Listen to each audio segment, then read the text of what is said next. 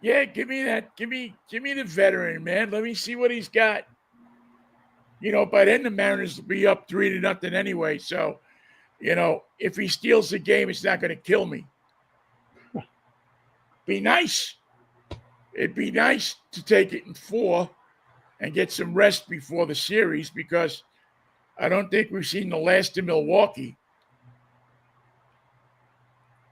I'm a little disappointed in with the vitality that they brought to the game. They looked beaten last night, and I thought that the team would bring more energy to the important games that we're dealing with now. And I'm not seeing away from Usingers. One of the questions that's asked in some of the articles is, can the Seattle crowd make their presence felt? That's a silly question. Yeah, it's a question. It's on MLB.com. It's, and it's saying, well, because they've only gotten to the ALCS 3 times, 95, 2000, and this year. Their next win will be as close as they've ever got. I mean, they're as close now as they've ever gotten. Yes, they've never been this far. And the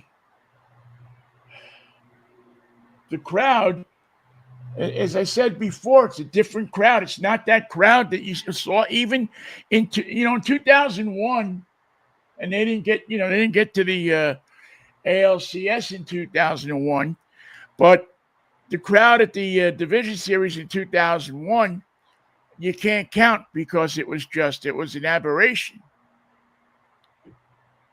It was, nobody was cheering much for anything. That sort of summed up the whole year. Yeah, what's going on? Nobody's really cheering much for anything. Yeah, we were injured.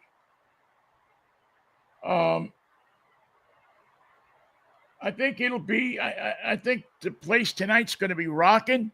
Oh yeah. I think it's going to be something to see. I think you could stand outside the ballpark and still feel it. Feel it bubbling over the top and coming down the street. Yeah, I think that it's going to be something to see. That it's really going to, that you'll, I've said this before. I'll say it again, and it's not the World Series yet, but there is no sporting event like the World Series. There's nothing that equals it. Super Bowl, it's one day. It's filled up with corporate people who may not even know the team. They're there because it's an event. The World Series is filled up with people that are season ticket holders, that have watched the team all year, and that have suffered for the past however many years. They're playing at home. That's right. They're playing at home. And the people that go to the ballpark are the same people that have watched them lose year in and year out. They've suffered. So there's an extra component to it. You feel like there's salvation in the Mariners winning. And it's the little things that happen. It's amazing to me to see how excited people got about Greta Niehaus, Dave's daughter, going out and sitting, on his statue. Yes. I mean, you don't get that in the Super Bowl. Nobody goes out and sits on a statue of one of the teams, because most of the time the team isn't, the team that's there isn't in the Super Bowl. So you don't get that. And if the player's living, nobody goes and sits in his lap. Or maybe they try, but except Joe Namath. Joe would let anybody sit in his lap. He'd be chill about it. But so you have the whole component of a home team, and you have the whole component of people all over the place watching and listening, and a real feeling of participation. I know people that go downtown, they don't have tickets, they don't have anything. They just want to be in the action. They want to be in the crowd. And if this place, if the Mariners win this thing tomorrow night or whatever night, it'll turn this town on its ear. It'll turn this town into something that we've never seen before here. And hopefully will be the first time that we see it. It's just something else. I can't wait for people here to experience the World Series and all that it brings to sports in the town. I don't know if I'll be able to go to the World Series. Tickets are a little beyond my purvey, but who knows? Maybe I'll get lucky. I really want to take my daughter. I mean, I really want her to get a chance to go to the World Series.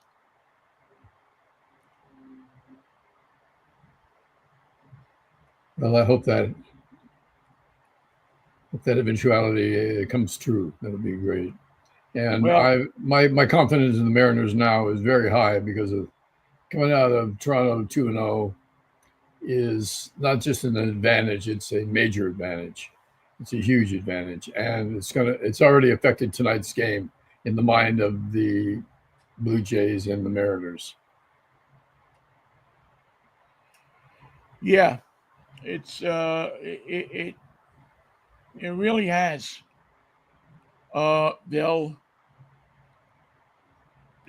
You will never hear anything like you're going to hear tonight at Safeco Field. You'll never hear anything like it. It's going to be a noise and a sound. I hope they didn't use substandard steel in any of those spots, because the place is gonna rock. It's going to be a feeling like you never felt before, if you're lucky enough to have a ticket to tonight's game. More than a game for, not more than a World Series, but definitely more than a game for, because it's the first time you're going to get to feel this in a long time. I mean, there's people that'll be at this game tonight that weren't born the last time the Mariners were in the LCS. And I've said it for a while now, that this team is special. There's something that you can't put your finger on that's going on with the Mariners. And they're healthy for the most part. They're healthy. They know how to play ball. They have experienced people there to, if they make a mistake, to show them right away what the mistake is and try to fix it. And they trust their manager. They trust the brain trust of the team. They trust the coaches to steer them in the right direction. That's a recipe for winning, I think. And listen, they got a little faith on their side. It doesn't hurt to have a little faith. They believe in themselves. They believe in each other. And when you got that, you got a lot, man. Simple formulas, but they're important. Yeah, it's not complicated. It's not X has to do this, so Y can do this. It's a simple formula. Go out there and do your job, man. Go out there and hit the ball. Go out there and take the bad pitches. Get on base by any means necessary. And you'll be okay. I'm fascinated about how many top flight players on all the playoff teams are swinging at bad balls. It's probably the most frustrating thing about baseball is when you watch the game and you see capable hitters ruining their at bats with their commitment to swinging at bad balls. They have a great difficulty in laying off a pitch that's never going to be a strike, and is never going to be the one that you're going to hit for a double up the alley. Yeah, and good hitters, and good hitters. Not the meat and not the ham and egg guys, but the good hitters. Shohei Ohtani last night. Yeah, how many bad balls did Judge swing at in that Yankee series? Low and unhittable, and you got to squat to take a swing at it. You have to get them out of position. You have to change your approach. You have to change the physical way that you stroke with power during your at bats. You have to forsake all of that and look like an idiot swinging at a ball in the dirt. It's the most frustrating thing about baseball to me. Yeah, Volpe was swinging at a ton of bat, and not that he's a great hitter, but he's a good contact guy. Mm-hmm. And he was swinging at bad. Judge was swinging at bad pitches in that series. It just seemed to be,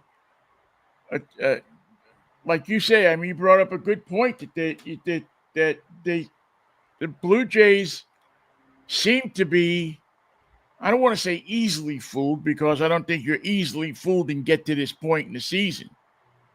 But it seems like if you pitch them down and in, you can get them to swing. It seems like they have a weakness on the inside lower part of the plate.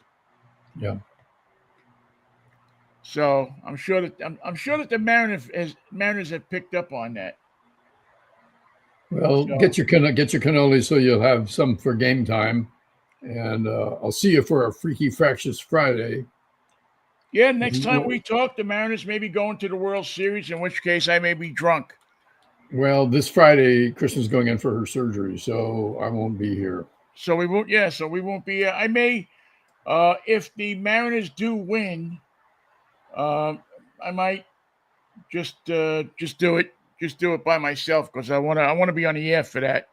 So I think maybe if the Mariners win, if they don't win, if they got to carry it on into the next day, then we'll hold off on it. But if they win, I'll be here and spending some time with people. Maybe I'll even try to figure out a way between now and then we can take some phone calls. That would be kind of nice to let fans kind of let it out a little bit.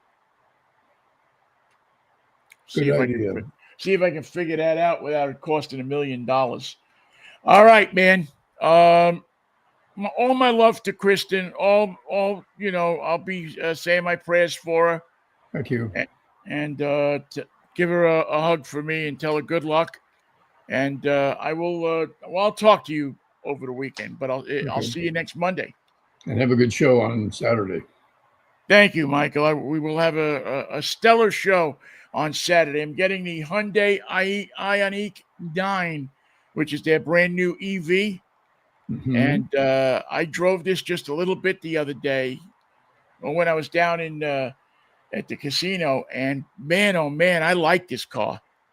Excellent. This is, they put, the Koreans, I've said this for a long time, the Koreans and Chevy put together a really, really solid, good electric car. And I'm excited about this, driving this Ioniq. So I'll be there in spirit, and we'll see you soon if the Lord's willing and the creek don't rise. All right, Michael. All right, I like that. All right, listen, peace, love, and Manischewitz, pal. Take care. What a wine. Let's go Mariners, man. Let's whip them today. See you, at 5 o'clock. Bye. All right, take care.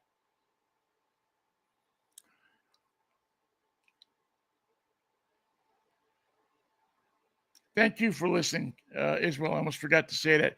Thanks so much for listening. Yeah, we'll be here Friday morning, probably no matter what.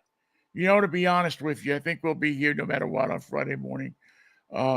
And on Saturday, Drive Time Radio at 11 o'clock in the morning. And hopefully we'll be dancing up and down trying to figure out how to get into the World Series. All right. Talk to you later. Bye-bye. Take care.